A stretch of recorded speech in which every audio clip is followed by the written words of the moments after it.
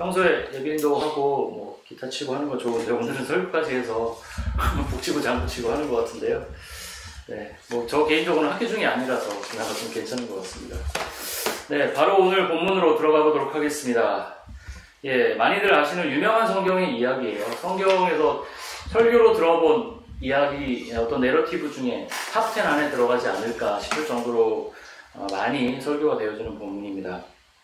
간단히 그래도 요약을 해보도록 하겠습니다. 예수님이 유대를 떠나서 갈릴리로 가시던 길이었습니다. 네, 여기서 유대 그 지도를 잠깐 봤으면 좋겠는데요. 네, PPT에 부탁을 드린 지도가 하나 있거든요.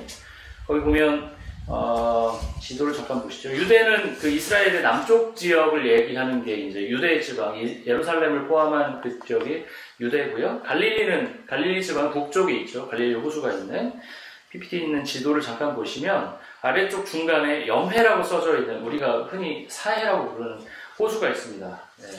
그 왼편이 굵은 글씨로 유대라고 써져 있죠.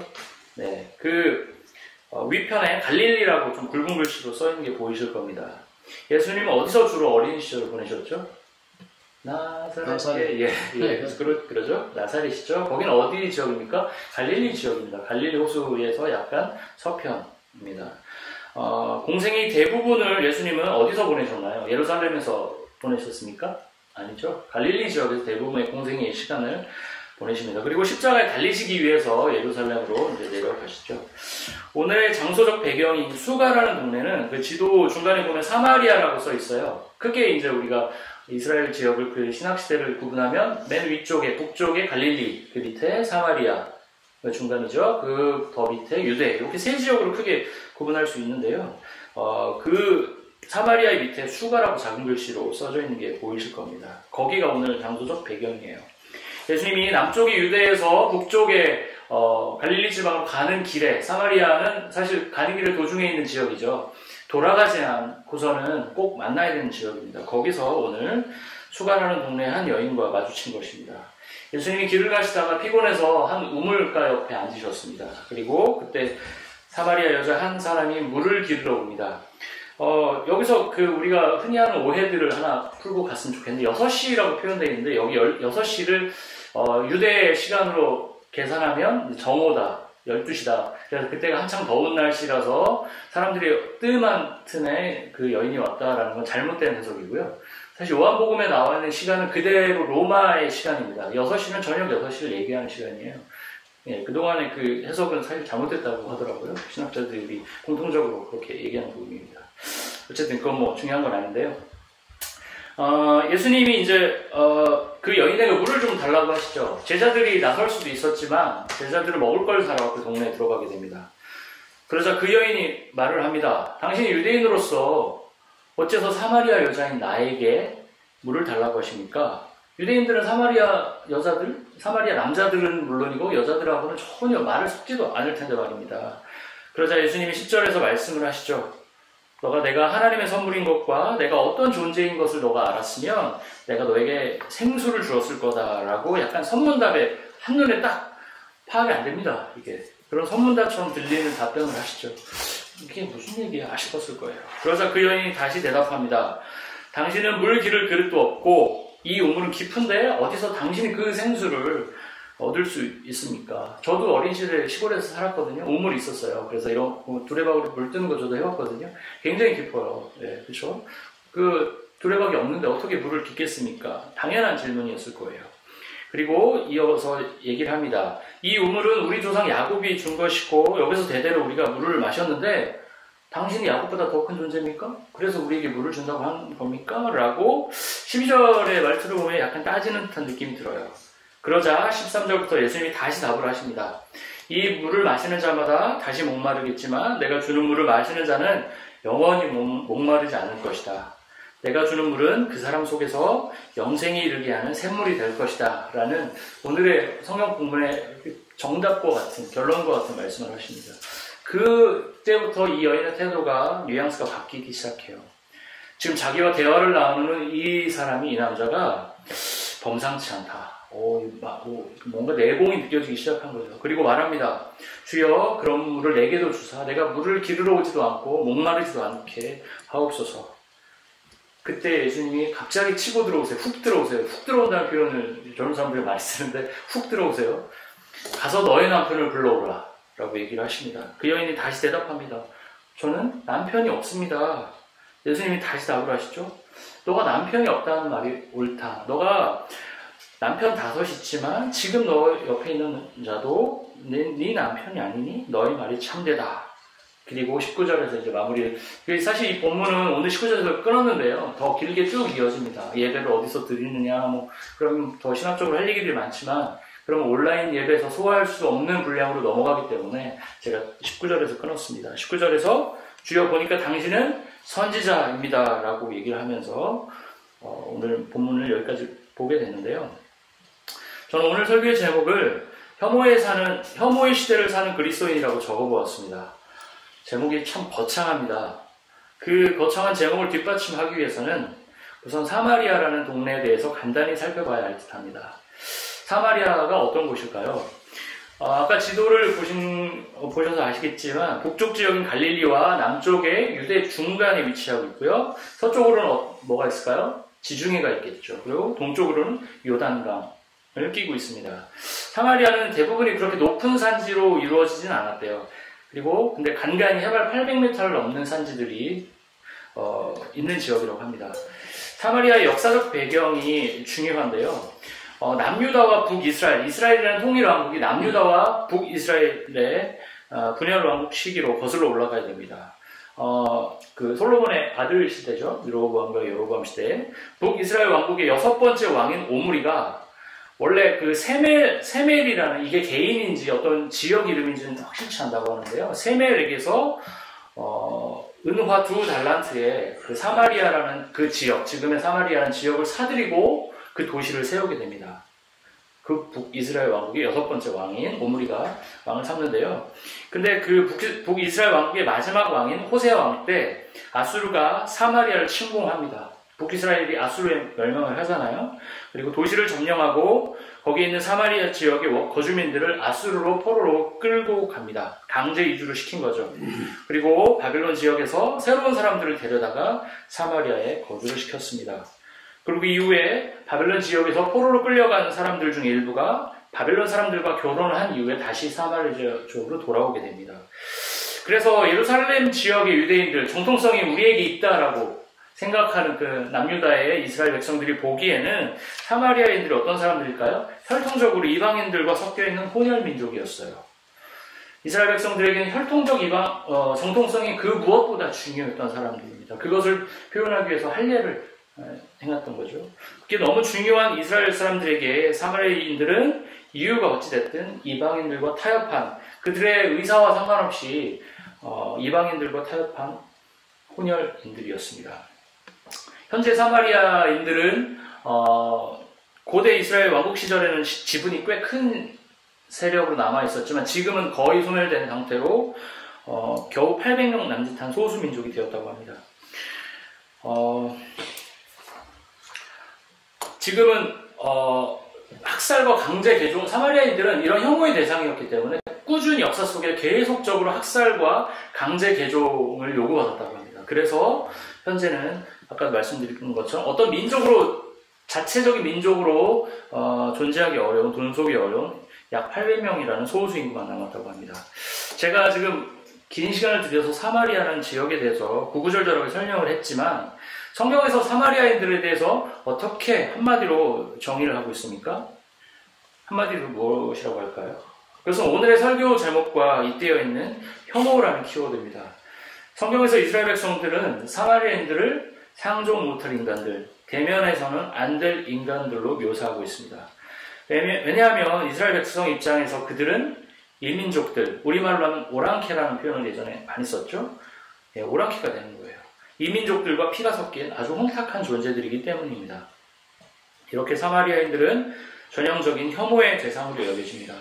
그런데 이런 혐오들이 역사적으로 보면 사마리아인들에게만 적용이 됐을까요? 당연히 그렇지 않습니다. 역사를 보면 수많은 혐오와 차별들이 우리 역사 속에 있었습니다. 주보에 보시면 제가 설교 아웃라인을 첫 번째 문장 속에서 그렇게 적었습니다. 우리는 차별과 혐오의 시대를 살고 있습니다. 라고 적어 놓았어요. 이런 차별과 혐오는 사실 인류 역사와 함께 성장해 왔습니다. 제가 이제 학교에서 공부를 하면서 구약 개론을 이렇게 계속 공부하고 구약을 계속 공부하면서 배웠던 것 중에 하나가 창세기의 배경인 고대 근동에서는 인간이 신과 인격적으로 교제할 수 없는 존재들이었습니다. 인간이 왜 존재합니까? 그저 신들이 본인들이 아니죠. 신은 인간이 아니니까 신들이 직접 하기 귀찮은 일들을 대신 하기 위해서 인간을 만들었고 그런 귀찮은 일들을 대신 처리해주는 존재들이 인간들이었어요. 신의 필요에 의해 인간이 만들어지고 인간이 신을 위해 봉사한다는 게 고대 근동의 신과 인간에 대한 접근이었습니다. 고대 근동뿐만 아니라 왕정이 시작되고 계급이 생겨나면서 인간은 자신의 위치를 확보하기 위해서 자신보다 약자라고 생각하는 이들을 끊임없이 차별하고 결국 혐오의 대상으로 삼습니다. 최근에 여러분들 잘 아시는 것처럼 조지 플로이드라는 흑인이 20불짜리 위조 지폐를 사용했다는 이유로 백인 경찰들에게 8분 46초간 목이 눌려서 숨지는 사건이 일어났습니다. 다들 잘 아시는 것처럼 미국 사회는 이 사건으로 들끓어오르고 있습니다. 북미 사회의 독버섯처럼 기승하던 인종차별의 문제가 다시 수면으로 올라와서 미국 사회의 근간을 흔들고 있습니다. 그런데 조이 플로이드의 사건은 인종차별이라는 범죄를 극단적으로 보여준 사건이지만 우리가 한 가지 기억해야 할 것은 우리 모두가 다른 이들을 차별하고 때로는 혐오하는 존재들이라는 사실입니다. 제가 여기서 대화를 나누면서 제가 조금 의아하고 좀 납득이 잘 안 가는 대목이 하나가 있었는데요. 많은 분들이 여기 사는 백인들을 향해서는 캐네디언이라고 부릅니다. 그리고 인도나 중국 계열의 사람들에게는 인도 사람, 중국 사람 이렇게 부릅니다. 근데 사실 저는 그게 납득이 잘 안 됐습니다. 인종이나 지역적으로 엄밀히 따져본다면 여기 사는 백인들은 유러피안 캐네디언이 정확한 표현일 거고요. 중국이나 인도계 분들은 에이션 캐네디언, 인디언 캐네디언 이런 식으로 부르는 게 더 정확한 표현일 것입니다. 왜냐하면 저는 백인들을 향해서만 캐네디언이라고 부르는 것도 제가 너무 과민한 걸 수도 있지만 일종의 차별이라고 생각을 합니다.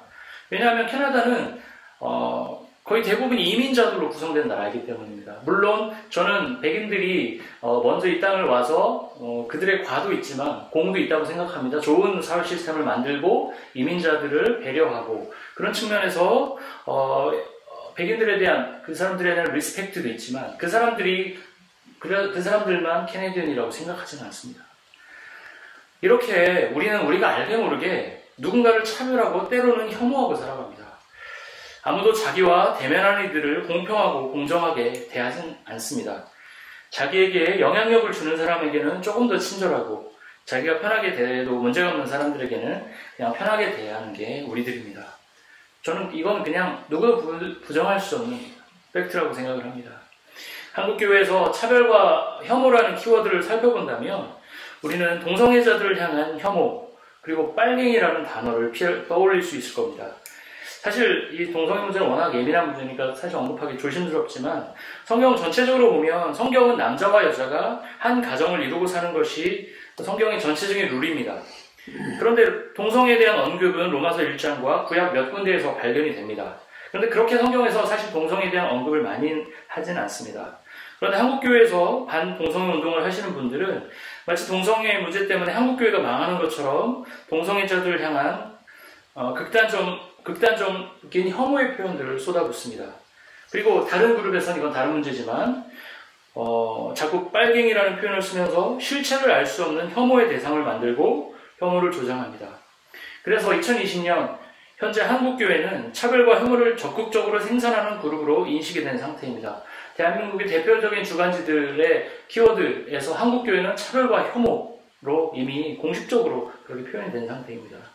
그래서 사실 이런 영향들이 교회 밖에서 굉장히 부정적으로 교회를 바라보게 만듭니다. 제가 여기 넘어오기 전에, 캐나다 오기 전에, 유학 오기 전에 한국에서 저희 대학 친구들이나 이렇게 만날 기회가 종종 있으면 전도를 합니다. 복음을 전합니다. 걔네들이 사회적으로 좋은 위치를 갖고 있어도 다 고민이 있어요. 그 친구 중에 한 명은 재작년에 자살한 친구도 있습니다. 너무 안타까웠어요. 제가 너무 정말 피눈물을 흘렸는데 아무리 많은 걸 얻고 사회적으로 안정이 되고 강남에 살아도 그 안에 빈곤함과 헛헛함이 있습니다. 그 속에서 저는 그 친구들과 대화를 나눕니다. 대부분 술자리였지만 술자리에서 저도 같이 껴서 그 친구들 어떻게든 복음을 전하려고 같이 어울려서 이렇게 만남을 가졌습니다. 그 친구들에게 복음을 전할 때마다 항상 듣는 말이 교회는 차별하는 집단이야. 공평하지 않아. 교회는 불의해. 그리고 교회는 아주 속된 말이면 후지다 라는 표현을 썼습니다. 젊은 사람들은 더 이상 교회가 하는 선포에 대해서 귀를 기울이려고 하지 않습니다. 정말 안타까운 현실입니다. 그럼 오늘 우리가 사는 시대를 간단히 살펴봤는데요. 한국교회가 만들어 놓은 안타까운 현실을 살펴봤는데요. 오늘 본문으로 돌아가 보겠습니다. 오늘 본문에 예수님은 어떤 행동을 하셨을까요? 한국교회의 극단적인 그룹들처럼 혐오를 조장했을까요? 물론 그렇지 않습니다. 혐오의 대상이었던 수가성 여인과 인격적인 대화를 시작하셨습니다. 처음부터 그 여인을 혼내고 너 어떻게 남편이 다섯이야? 너가 어떻게 그럴 수 있어? 너 어떻게 그렇게 막 살 수 있어? 라고 혼내는 게 아니라 그 여인이 가진 개인적인 아픔과 연약함들을 터치하시면서 영적으로 품어주신 것입니다. 혐오를 퍼부은 게 아니라 혐오의 대상을 끌어안아 주신 것입니다. 오늘 이 본문은 우리가 각 사회의 혐오의 대상들을 어떻게 대해 주어야 할지 보여주는 저는 정답과 같은 본문이라고 생각을 합니다. 혐오의 대상을 향한 접근을 오늘 본문에서 예수님께서 정답을 보여주셨지만 2000년 교회 역사에서 많은 교회들도 그런 아름다운 끌어안음을 보여주었습니다.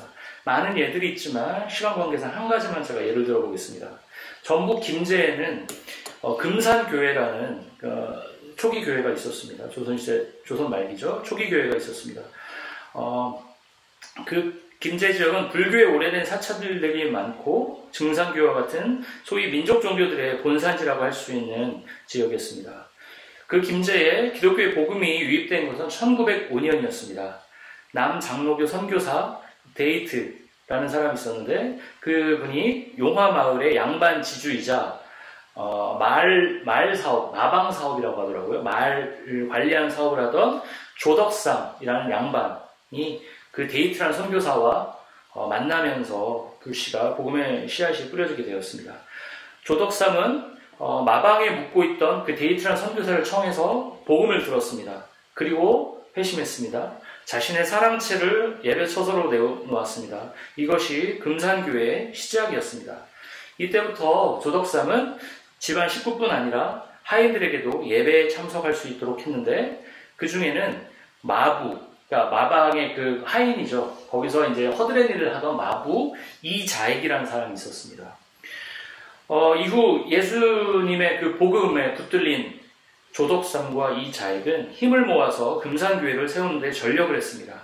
하나님 나라의 확장을 위해 주인과 머슴이 협력했던 것입니다.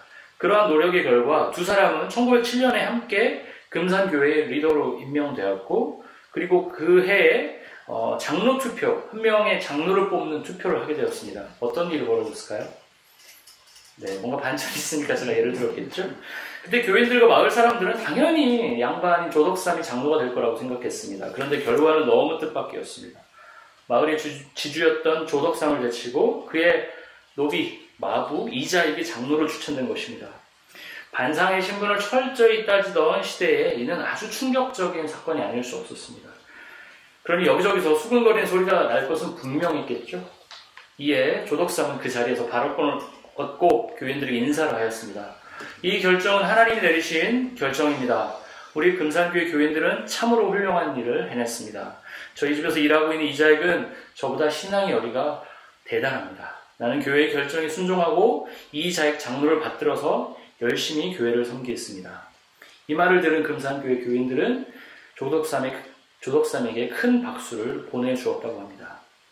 금산교회에는 한 공동체에서 하나님 나라 복음이 전해졌을 때 차별과 혐오가 사라지고 새로운 지평의 하나님 나라 공동체가 세워진 사건이라는 것을 보여주는 좋은 예입니다. 그런데 우리가 여기서 한 가지 더 기억해야 될 것은 그 당시 조선에 세워진 많은 교회들이 모두 금산교회와 같은 파격적인 변화를 택한 것은 아니라는 사실입니다. 오히려 더 많은 교회들이 기존의 양반, 노비 제도를 받아들이며 사회적 차별을 인정하고 맙니다. 예수의 하나님 나라 복음이 그 당시 세워진 양반들의 회심 사건에 영향을 미쳤지만 그것은 개인적 차원이고 그런 회심이 그 당시 사회적 차별, 제도적 차별을 폐지하는 것까지는 나아가지 못한 것입니다. 물론 이후에 사회가 완전히 변하고 양반 어떤 천민, 노비라는 제도가 완전히 없어진 다음에 교회도 그걸 받아들이게 되었죠. 왜 그런 사회적 차별을 폐지하지 못했을까요? 그것은 왜 그럴까요? 결국 오늘 본문에서 보여준 예수님의 급진적인 사랑을 받아들이지 못했기 때문입니다. 그래서 같은 복음을 받아들였지만 한 교회는 인간을 차별하지 않고 하나님의 형상을 입은 존재들로 존중하는 반면에 한 교회는 사회적 차별을 당연하게 받아들이고 맙니다. 복음을 자신의 구원을 위한 도구로만 사용하고 만 것입니다. 우리는 이 본문을 너무 많이 들어왔기 때문에 너무나 익숙하게 받아들이지만 사실은 저는 이 본문이 너무너무 충격적인 본문이라고 생각합니다. 이건 극단적인 예일 수도 있지만 제가 이 본문을 성경으로 해석하고 이 본문으로 적용을 했을 때 한국에서 대학생 사역을 할 때 대학생들에게 저는 이렇게 설교를 했었습니다. 이것을 2020년 서울이라는 맥락으로 얘기를 해보자. 예수님이 서울에는 수가성이 없죠. 예수님이 어디에 가셨을까요? 한국 사회에서 혐오받는 대상, 교회에게 혐오받는 대상, 이태원에 있는 게이들이 다니는 게이바에 갔을 수도 있겠다. 거기에 있는 그 동성애자 들고 앉아서 그들의 상처와 아픔을 보듬으면서 그들에게 복음을 전했을 게 그런 분이 예수님이셨을 거다. 저는 2020년 맥락이라면 그 정도의 파격적인 조처가 이 당시의 컨텍스트에서 예수님이 보여주신 급진적인 사회라는이라고 생각합니다. 네. 물론 우리는 금산교회가 개척되던 시기와 같은 극단적인 계급사회를 살고 있지는 않습니다. 그러나 우리가 사는 2020년이라는 이 시대는 돈과 학벌, 때로는 인종이라는 도구로 여전히 사람들을 차별하고 극단적이게는 혐오로 사람들을 몰고 갑니다. 우리는 이런 세상에서 어떤 선택을 해야 할까요? 금산교회에서 양반 조덕삼이 했던 선택을 해야 할까요? 아니면 다른 일반 교회들처럼 사회적 차별을 허용해야 합니까? 그것이 우리 시대를 살아가는 교회 공동체에게 주어진 중요한 과제일 것입니다. 위에서도 제가 앞에서도 언급했지만 우리는 아무리 노력해도 죽을 때까지 모든 이들을 똑같이 대할 수 없는 사람들입니다. 누구나 자신은 객관적이고 합리적이라고 생각하지만 모든 사람 앞에서 모든 일들 앞에서 우리는 편향되어 있는 사람입니다. 자기 주변에 사회적으로 잘난 사람들이 있으면 하는 게 인간의 마음입니다. 그런데 오늘 본문의 예수님은 우리에게 차별과 혐오의 대상들을 어떻게 섬겨야 할지 보여주고 있습니다. 오늘 본문이 요한복음 4장 전에는 뭐가 나올까요? 요한복음 3장이 나오겠죠? 거기에 중요한 인물, 이 신학적인 대화를 나누는 인물이 나옵니다. 누굴까요? 잘 아시는 것처럼 니고데모가 나옵니다. 니고데모가 누구입니까? 요즘 기준으로 따지면 사회적으로 주류에 있는 엘리트 계층에 있던 사람입니다. 그런데 오늘 4장은 누가 언급되고 있죠? 이름도 없이 등장하는 그야말로 혐오의 대상인 수가성 여인입니다. 이것은 요한복음의 저자가 선택한 아주 절묘한 선택입니다. 이 본문의 선택은 무엇을 보여주고 있을까요? 그것은 학식이든 혐오의 대상이든 누구나 예수 그리스도가 필요하다는 것을 보여주는 결정적 선포입니다. 이제 오늘 말씀을 제가 마무리하겠습니다. 오늘 본문에서 예수님은 남편이 5이나 있는 수가성 여인을 혼내면서 꾸짖으면서 대화를 한 게 아니라 너의 본질적 필요가 남편을 자꾸 바꾸는 것으로 채워지지 않는다는 것을 친절하게 알려주셨습니다. 영원한 샘물을 마시지 않으면 그 갈급함을 채울 수 없다는 것을 보여주셨습니다. 그리고 이후의 본문은 20절부터 이후의 본문을 통해서 자세하게 설명을 해주셨습니다. 우리 사회에서 혐오의 대상으로 차별받는 사람들은 기본적으로 정서적으로 깨져 있을 수밖에 없습니다. 공격을 계속 받는 사람이죠. 학대받은 사람들은 정서적으로 정상적이기 쉽지 않습니다. 그 사람들에게 우리 교회가 해야 될 태도는 무엇일까요? 그것은 사회에서 보여주는 혐오를 더 극대화해서 퍼붓는 게 아니라 당신의 허전함을 채우려는 그 어떤 수고보다 예수의 하나님 나라 복음이 당신을 자유케 할 거라는 따뜻한 권면이 우리에게 필요합니다. 우리는 혐오하는 게 아니라 사랑해야 하고 오늘 본문의 예수님처럼 혐오의 대상들을 손잡아 주면서 그들에게 하나님 나라의 은혜의 복음을 당당하게 그러나 따뜻하게 전해 주어야 합니다. 그게 교회가 성도들이 가야 할 길인 것입니다. 네, 말씀을 마치도록 하겠습니다.